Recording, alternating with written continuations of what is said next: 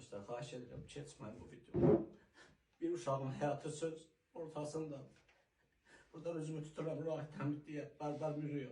Xahiş edirəm sizdən, bu uşaq Binəqəddə yaşayır, İsfahani Döngöz.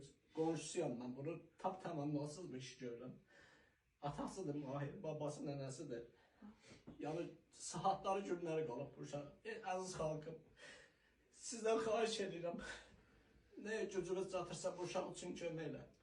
Çox xahiş edirəm sizdən. Körpənin həyatı söz ortasındadır. Buradan üzümü tuturam Xoşqədəm xanım. Təcili bu uşağa kömək eləmək lazımdır. Saatları qalıb.